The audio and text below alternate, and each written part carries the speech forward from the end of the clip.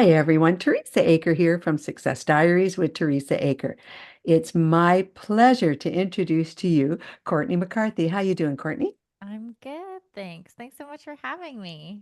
It's my pleasure. I reached out to you because I thought you were amazing and you had a great message for everyone, especially for women, but for everyone. And I wanted to bring that to my show. So thank you so much for doing that today. Thank you. I'm excited to be here. Good. So let's start at the beginning. How did this get started? How did you get into this? I know you're empowering people. Let's start at the beginning. Yeah, so I have two beginning points that two big transitionary timelines that I have in mind. The first is when I first got into fitness. So I took back in 2012, 2013, I took a Zumba class with an instructor in Ottawa, Ontario, where I was living. And it was my first time experiencing the power of joyful movement. So, experiencing this environment where I was surrounded by other women, it didn't feel competitive. It didn't feel like there was this pressure to perform a certain way or look a certain way. It just felt like joy. And as an adult, I had never experienced that inside of a gym before. So I was instantly hooked in. And by developing a relationship with that instructor, she really inspired me to become licensed and become a certified instructor so that I could create that environment for other women and to show other women the power of what movement can be when it's done in a different way. So that's how I first got into fitness over 10 years ago, Okay. which is wild to know that I've been in it for over 10 years now. Okay. But I definitely didn't follow that pathway of I meet a lot of fitness trainers who were athletic in high school and then went to school for kinesiology and became a trainer. That definitely wasn't my timeline. So I came at it from a very different perspective, which I feel like really helps me relate to my clients and the women I work with. But how I became a confidence coach and started working in the anti diet space is after about 4 years of working in fitness and having hundreds of different women come out to my classes and seeing their experiences and hearing their feedback, I realized that fitness wasn't enough. It wasn't enough to help them to feel the way that they want to feel in their body. It wasn't enough to get them the results that they were looking for. And there was still a lot of self doubt and self shame and a lot of guilt and just confusion about what it takes to be consistent in movement, what it takes to care about yourself, what it takes to feel good in your body. So that's when I started adding in more and more of the coaching and the support of kind of what happens in between the fitness classes. And now my passion is working with women who are really sick of trying to make themselves smaller and really sick of being in that dieting space and who are looking for a different pathway forward where you can write your own rules when it comes to health, you can write your own rules when it comes to movement, and creating those long lasting, sustainable self care routines that really work. I really like that, Courtney, because I think women in general, we go through different stages, perhaps more than men. So we go through the youth stage, the teenage stage with our own hormones changing.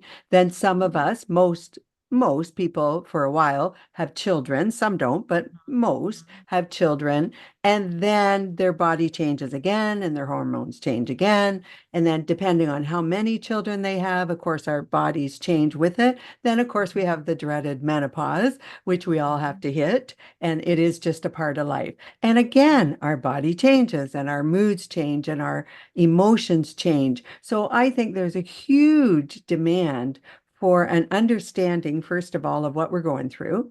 Number two, you're right. We get tired of the roller coaster of the diets and exercise and do I have to do this? I want to stay healthy. Some people can eat whatever they want and never have trouble, and other people do. And then there's this whole thing about size, shape, identity that shouldn't be there. We should just be able to love ourselves as long as we're healthy the way we are. Exactly. And I think that's where each of us can really be empowered to write our own rules when it comes to health and what that means and what that looks like, not just for how we are now, but as you said, in the different phases of our lives and the different changes that our bodies are inevitably going to experience and go through.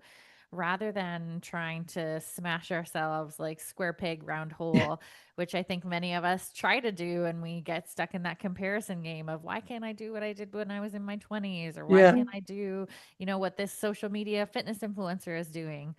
So I'm really all about creating rules that really work for you, like ditching a lot of the food rules, ditching a lot of the traditional exercise rules, and Sure. figuring out how to be the expert in your own body, which is such a cool process.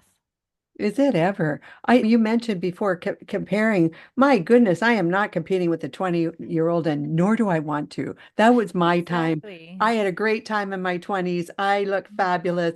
I'm not 20 anymore. That's the end Yeah. of it. I'm not even trying. I don't care what Yeah. the 20-year-olds do. I really don't. God bless them. It's their time now. So Yeah. now then I went through my 30s, 40s, went through menopause, did all of that stuff. It's okay. We survived it all. But Courtney, you're right. I don't want to compare myself either with anyone my own age, even or older, because this Mhm. is me. This is my body, and take it or leave it. As long as I'm healthy, I really, it doesn't matter what other people think. And I think once you detach yourself from that, I would think you're a little more empowered. Would that Yeah. make sense? Yeah, absolutely. Especially because there's so much pressure put on women and such a link between our appearance and what our bodies look like and our perceived worth. And for many of us, we buy into that for a long time, thinking that, again, we need to look or act a certain way in order to be perceived as desirable, to be perceived as attractive or worthy or enough, or we think of it as part of our role as wife, mother, sister, daughter, whatever. And there really is so much power in changing that self talk narrative to recognize that we're so much more than our bodies. And that allows that space again for the bodies to change, for them to grow, for our lives to shift and not impact our self worth, our self identity, who we think of ourselves. And that's a really important piece, especially if you've been struggling with never feeling like you've lived up or never feeling like your body looks like how it's quote unquote supposed to look like. Really finding and gaining that skill of being able to let go of that pressure and recognize your worth outside of what you look like is very powerful. I agree with that because if we're only looking at our exterior, guess what? It's going to fall apart. And It's going I to, yeah, don't it's mean going to change. literally, but oh my goodness, we're going to get wrinkles. We're going to get laugh lines. We're going to get saggy jowls. We're going to get all of this. Now, you certainly can have plastic surgery, but I myself would never do it. I just feel it's an unhealthy thing for me. What other people do is up to them. But I think in my own thoughts and my own opinion, people are beautiful the way they are. Why does it matter? Again, as long as you're healthy. So I'm thinking, and you can help us with that because that's what you do, Courtney. I'm thinking walking, running, or whatever you're doing to stay in shape, whether it's swimming, whatever you're doing to get the exercise going. Do whatever you have to for your mind, your body, and your spirit. I think all of those things matter. And perhaps you can give us some ideas of what you would say is a good indicator of one, are we doing the right thing? And two, what should we be doing? Yeah, exactly. And a huge part of that is learning what I call the language of body trust. So Okay. that's where, again, with our self talk, the way that we speak to and about our bodies, the way that we speak to and about other people's bodies is really with the goal of looking inward and tuning inward to find the answers to those questions. How does this make me feel? Does this give me energy? Does this food make me feel good? Do I feel bloated afterwards? Do I feel sluggish? Learning how to build that sense of curiosity and that inward focus is huge. I also have what I call my self love formula, which is made up of four different pillars that I think are each really important. They're like buckets, four different Okay. buckets that you can make sure that you're feeling aligned and feeling, your best with, spending enough time and energy in each of those buckets. And that's really the key to getting what I would say is a level of confidence and feeling really healthy. And those four pillars are movement. So especially any kind of movement, embracing Movement. Okay. embracing just what it means to move your body and being able to do that consistently. And a big part of that is what I spoke about earlier, which is finding joyful movement, movement that feels really good and that helps you feel good. Then we've got mindset. That's that self-talk, that language of learning how to change the stories about what how we speak about our bodies, how we speak about ourselves. Nourishment, which is two-pronged. We have both nourishment from a food perspective of learning how to heal our relationship with food, and I teach a mindful eating approach, which is where again we're ditching diets and learning how to make space for all foods and eat in a way that feels good for our bodies. But also nourishment from like a soul perspective of making sure that we're doing things that light us up and fill our cups and help us live fulfilling lives. And then the last one is community, which I think is such an important pillar of making sure that we have that support system around us, that we're connecting with other women who are on the same journey as us, who we can look up to, who have been overcome the same hurdles that we're facing in our own life, and just having that hype squad that can encourage you and lift you up and celebrate you and hold space for you in the moments that you need it. I love all of that, especially the tribe, because I Yeah. think as women, especially women, I'm not saying men should too, but I'm thinking especially women, we're so emotional. We need that tribe, don't we? We need that sisterhood, we need that friendship and that encouragement from each other and Mm-hmm. building each other up when we're needing that in that moment. And that makes a big difference. And of course, family, you have your family, Yeah. but so whatever your tribe is, but well done, Courtney. I like all of those Thank four you. points. Thank you. Absolutely. Now, do you do courses for people, things like that? Yeah, so I have different programs as well as an online community that's an ongoing ever present thing in people's lives. And it offers both online movement classes where all of the instructors, we all teach with this kind of philosophy of helping to encourage you to listen to your body and empower you to do what works. So there's none of that kind of no pain, no gain pressure. And then we also do workshops and I do one on one coaching as well for those who are looking for a little bit of a deeper dive of body image support and looking to make progress and see progress in all four of those pillars.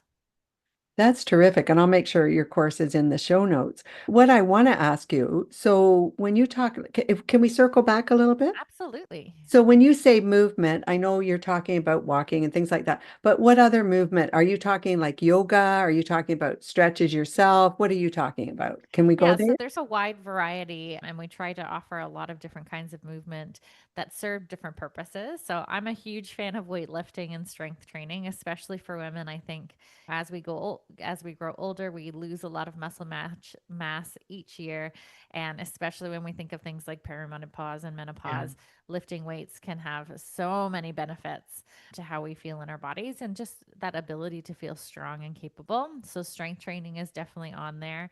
And also, dance fitness is what got me started. So there's lots of dance and formats that weave in different musicality and dance kind of principles alongside of things like strength training. But yes, absolutely. We have things like yoga and what we call calm bodies, which is mashup of breath work and gentle stretching and gentle strengthening movements. So we try and we bring in different experts in the community all the time to do different kinds of movement. Like we've had a Bollywood class and Oh, burlesque that's nice. exercise and step aerobics, like old school 80s step aerobics. So the goal is just to really get people to try different kinds of movement to figure out what works for them and to offer both ends of the spectrum, both intensity and things that are physically challenging, but also that opportunity where we value movement that allows us to work inward a little bit more to create balance in our busy lives and to slow ourselves down and quiet the busy mind.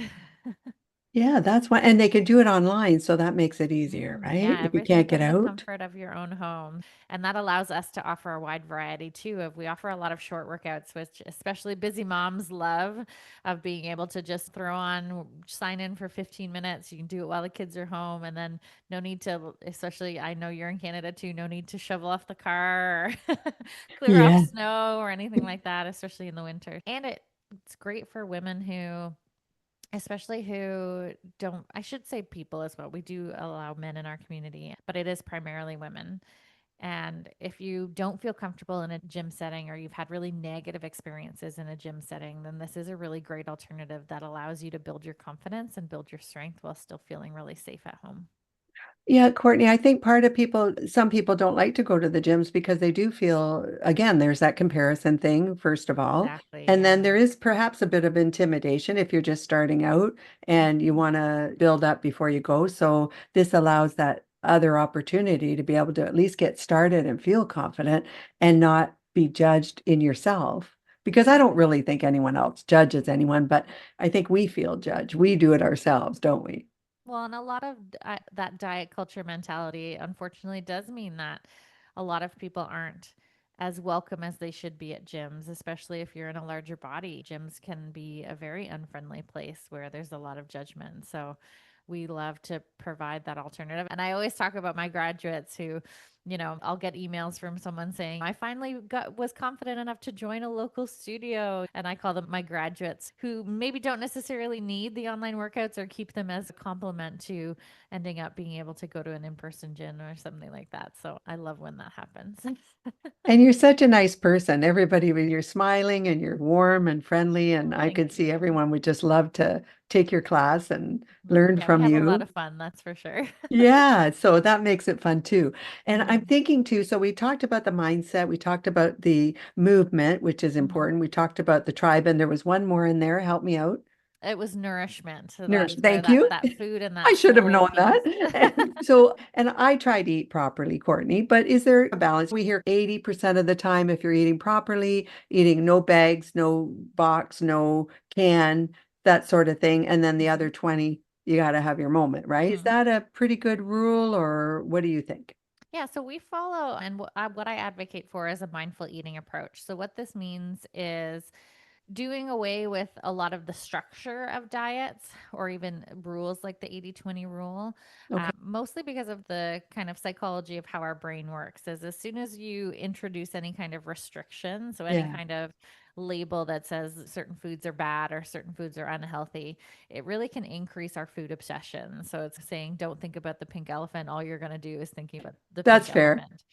So mindful eating kind of the best way to describe it is that it does away with those food rules with the goal of making space for all food and normalizing a lot of food that we tend to see as bad or unhealthy so that it doesn't have that same pull or temptation. I often joke about once you've been following a mindful eating approach for a while, sure you crave Oreos or cookies or whatever sometimes, but then I'll also get cravings for like vegetables or fruit because my body is just the food is just so normalized. I can keep all the things that I couldn't used to have for feeling like I was out of control in the house. And now I can keep them in the house and sometimes even forget that they're there just because it's so normalized. And So so it, I can make a lot more decisions based on what my body is feeling and how my body responds to different sorts of food. And it's about building that trust and that relationship as well. so I'm thinking mindfulness eating, is that slowing down and tasting your food and being That's in the definitely part moment of while it. is that Yeah. mindfulness Yeah, eating? mindful eating is definitely that part of that process is bringing that mindfulness into the experience of eating. So that's and it includes things like slowing down in order to honor your hunger. So really learning what hunger feels like in the body. How do we know when we're hungry? Especially as women, many of us are very used to suppressing our hunger or ignoring our hunger.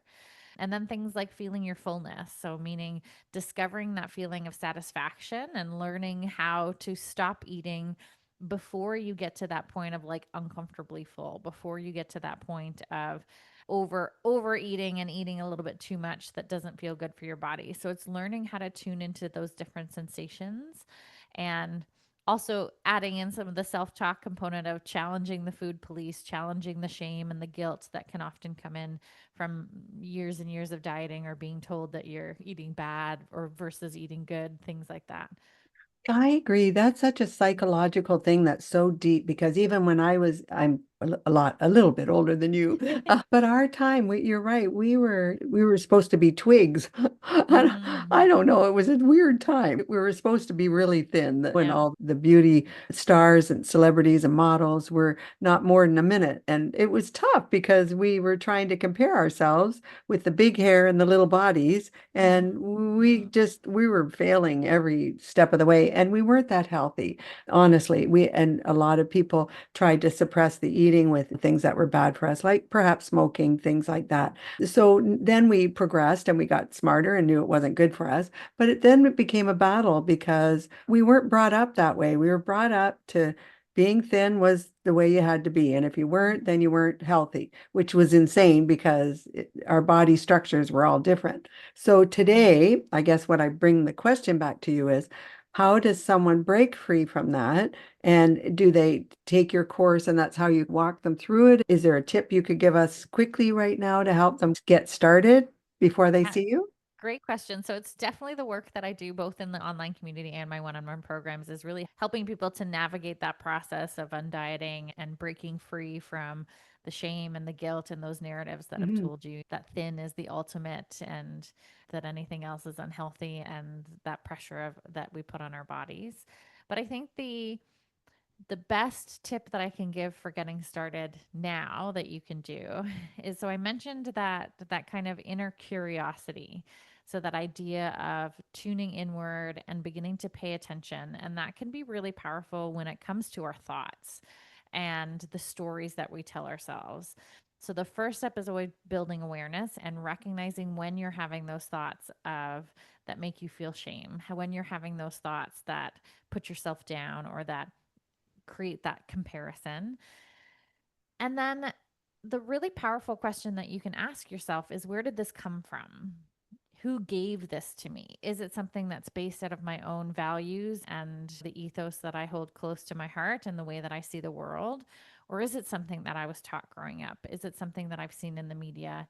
And with both of those things, is it true? Is it something that I want to adhere to? Is it something that there's actual factual basis behind it or not? Yeah. Which, for a lot of health information and the standards that we hold, the answer is no, they're not super factual or they're not super accurate. So we can then start to, once we have that awareness and we're asking these questions, we can then start to choose something different for ourselves and choose a pathway based on love and respect and updated information.